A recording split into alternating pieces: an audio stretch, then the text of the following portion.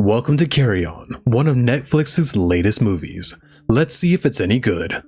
Our movie starts with a man in a black hat, who I'll be calling Black Hat, throughout the whole movie, having a shady deal with a bunch of shady dealers. He's come to buy something called the Novichok. But it looks like he put something on the money, because the big dude starts to cough up blood and collapses to the floor.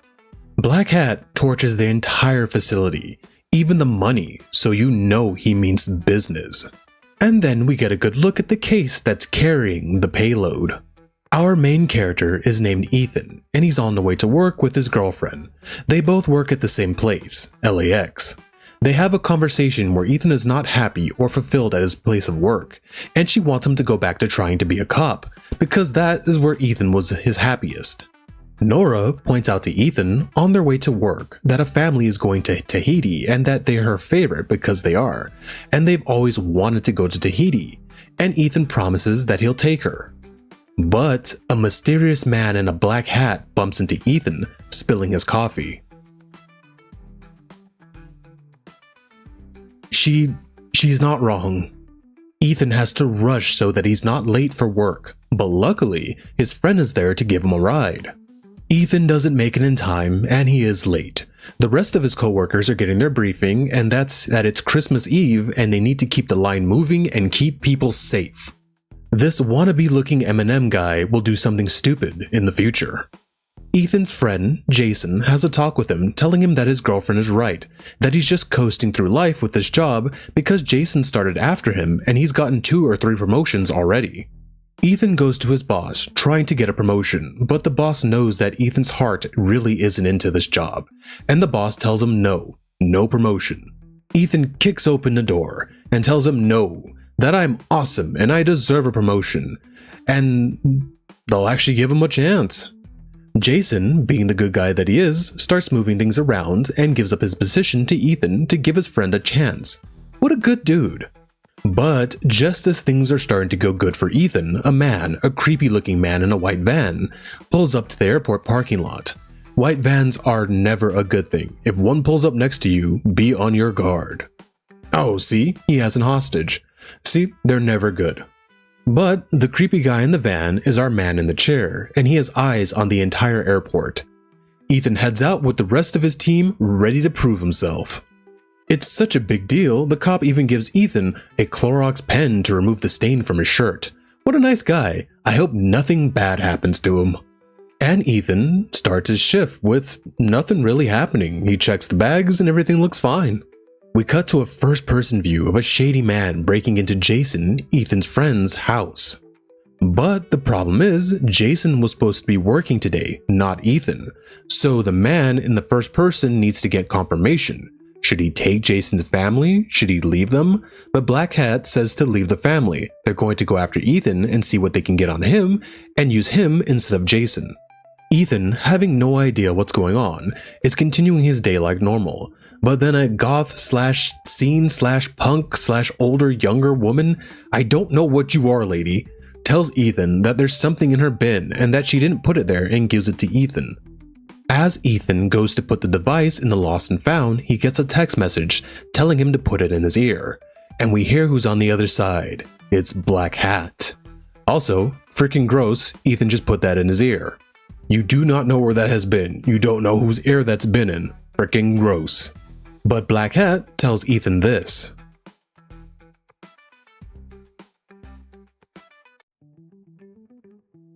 First person mode has made it to Ethan's house, and they're looking for anything they can use, family photos, pay stubs, bills, anything. Black Hat tells Ethan exactly what's going to happen. An associate of Black Hat will come through the line, and Ethan will clear the bag as it goes through the x-ray machine. Ethan still thinks this is a prank, but Black Hat demonstrates to him that this is no joke, and he tells him that Jason lives close to him, tells him about Jason's family, and that he'll have to hurt people that Ethan loves and cares about if Ethan doesn't do his job. First person mode finds something. It's Ethan's girlfriend's pay stub, and they also find something else, a positive pregnancy test. Ethan tries to call for help, but Black Hat tells him to hang up or they'll pop his girlfriend in the head with a giant sniper rifle. After that, Black Hat tells Ethan to put his phone in the lost and found and close the drawer with the key. Black Hat tells Ethan to stop effing around and that all he has to do is nothing, and all his loved ones will be fine if he just does what he says. We cut to the place in the beginning. It's now just a smoldering wreck, but they find 2 bodies, and we learn that they're Bratva. One of the 2 guys had a watch on him, and inside that watch had a tiny listening device that could record everything for 72 hours. Next, we get a montage of annoying people at the airport making fools of themselves. Deep down, all annoying people are the same. Back to Ethan and Black Hat. They're having a back and forth trying to feel each other out. But Ethan hears something. Black Hat is chewing something very loudly. Ethan hears the same announcement through his earbud that he hears right next to him from Black Hat, so that means he's close. He then sees a woman talking into her smartwatch, and that gives him an idea. Ethan quite cleverly uses his smartwatch to try and get a message out, but somehow, I don't think no camera zoom is that good at the airport. The guy in the van is able to seriously somehow zoom in and see that Ethan's watch is recording what he says. Guy in the van alerts Black Hat and tells Ethan to now put his watch in the lost and found and lock the drawer. Ethan then asks Black Hat what's in the bag, and Black Hat says it doesn't matter, the bag stays shut. The cop from before takes the bug to her friend, and he's able to salvage some audio, but it's really rough and it's hard to understand what they're saying because, it's been through a giant fire. Ethan and Black Hat are still talking, but Ethan continues to pick up on the sound cues and is able to locate Black Hat. But before he can do anything, one of the passengers gets Ethan's attention. Ethan tries another way to alert people to what's going on, and he does that by writing on the boarding pass with a Clorox pen and gives it to the nice cop from before, telling him that he should use the special light thing on it. Oh, I hope nothing happens to him. And the nice cop does just that and lets Ethan know that he knows what's going on. Black Hat tells Ethan a story about a thief who keeps stealing from a tribe and they keep forgiving the thief, and the thief keeps stealing from them. Eventually, they have to end the thief, but the story really means that he's given Ethan a lot of chances, and that he needs to show Ethan that there are consequences. Black Hat bumps into the nice cop. Ah, dang it, I really thought he was gonna make it, but I assume he got him with the same thing he got the guy with in the beginning. Ethan is distraught and is left to reflect on his actions. But he doesn't have long to sulk because Black Hat is sitting right across from him and tells him that he didn't kill him, that Ethan killed him because Ethan wouldn't listen. We do get to hear what the note said.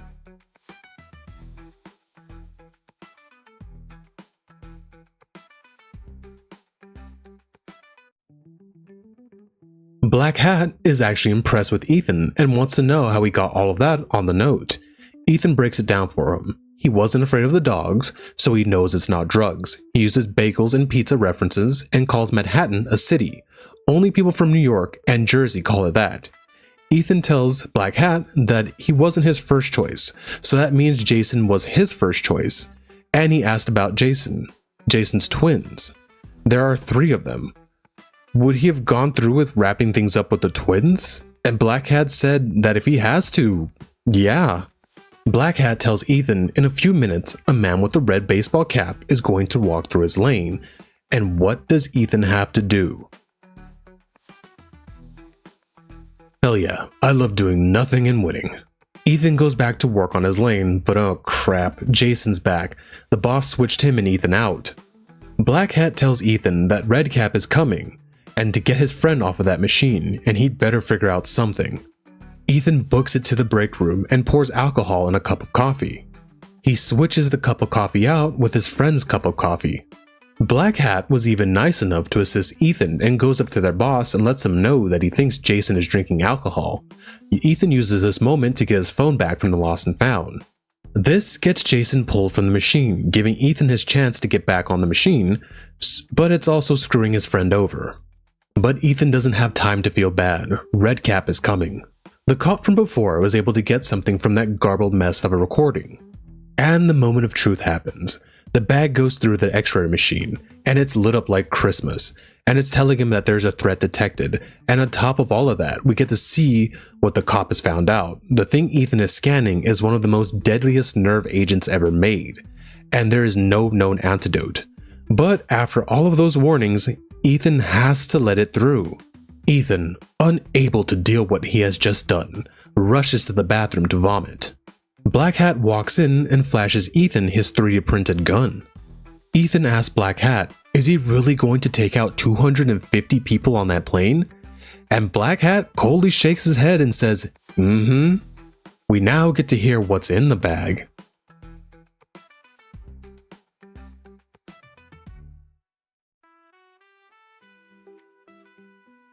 And he knows Ethan got his phone back, that goddamn guy in the van. Ethan thinks this is finally all over, but Black Hat tells him that it's not over until that plane takes off. This makes Ethan sick to his stomach again. Black Hat even offers Ethan some gum. That was really nice of him, and he tells Ethan to be normal and to go have lunch with his girl. Back to the officer, she learns that there's an emergency call from the airport earlier this morning, and it was from Ethan's phone, letting her know that something is happening over there. Cop lady called in for reinforcements, and it's one single DHS agent. She's able to convince him to go down to the airport with her though. Cop lady calls ahead to let them know what's going on, and that causes all the TSA agents to stop letting people through and makes them all return back to the briefing room. Well, except for this guy.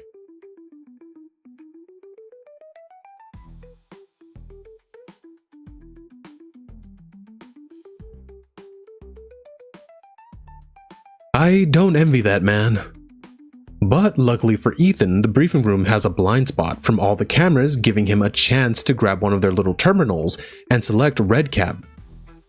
We get to learn Jason's sad fate. He was fired.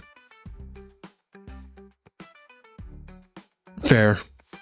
Ethan's finally had enough, rips out his earpiece, and books it for his girl, but Black Hat isn't having any of that and tells the guy in the van to change Ethan's mind.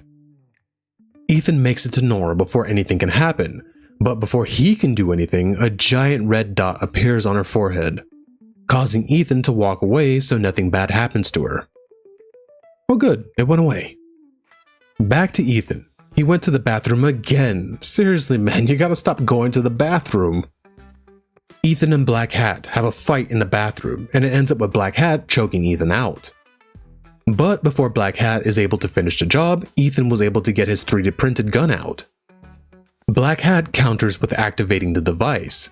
Instead of taking out 250 people on the plane, it's going to be 10,000 in the airport, and the only way to disarm it is physically being there. Ethan then books it for the interrogation room.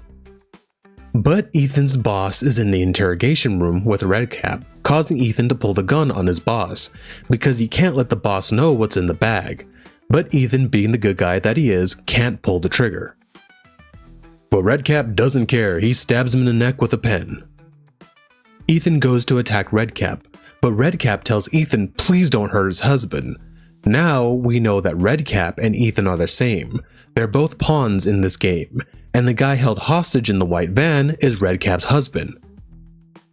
But Ethan doesn't have time for this and begins to disarm the bomb. Redcap hides the body, and Ethan is at the final step of disarming the bomb. All he has to do is touch the button under the canister.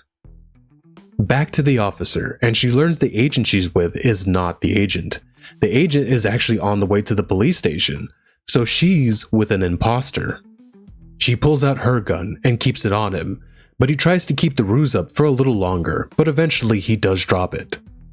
Now, while she does have him at gunpoint, he has control of the car and begins to speed up and gives her a choice. Either she's going to pull the trigger while he's going 70, causing them to wipe out, but the cop unbuckles her seatbelt, getting ready to jump out of the car, but before she can jump out, this happens.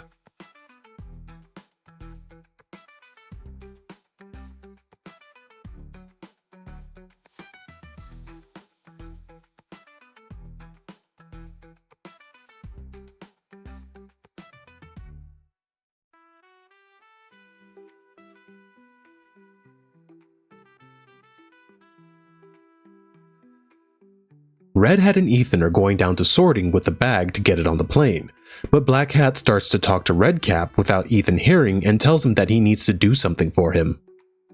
And that something is to take Ethan out, but Red Hat doesn't get the jump on Ethan and they start to fight.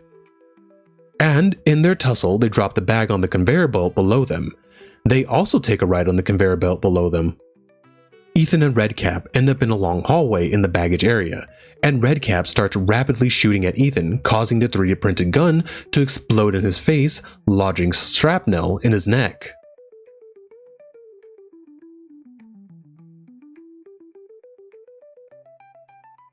Yeah, he's fine. He just needs to walk it off. Ethan tries calling Nora, but she's busy dealing with a customer and can't answer her phone. As Black Hat is going after Ethan, an officer stops him in a long hallway, telling him that he can't be down here. Somehow, Black Hat is able to take out the officer, but we never see it.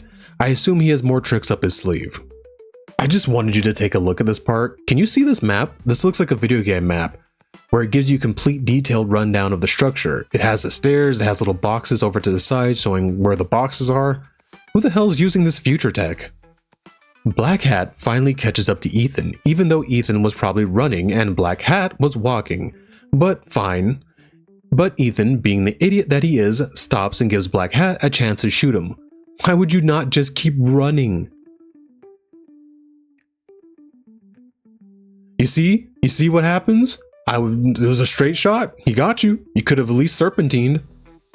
Ethan, with no other options left, grabs the bag from the bagging area that kind of resembles the one that had the nerve agent in it. Black Hat is tired of this crap and tells the man in the van to kill the girl. Because Nora was unable to answer her phone, Ethan had to resort to calling Eminem and telling him what happened. Now him and Nora are trying to survive the crazy van man. Oh, and remember in the beginning when I said Eminem would do something stupid? He does the stupid thing here. Come on, man, what was the plan? Annoy the guy to death? You knew he was coming to hurt you guys. Why would you at least not put your arms up, tackle him, do something? What the hell was that? All of that running leads them to the parking lot, with Nora being chased down by the guy in the van. Nora gets lucky and a car reverses, causing the van to crash into it. This also dislodges the bolt holding the hostage's cuffs. And creepy van man really gets into it. See, look at his nice happy little smile.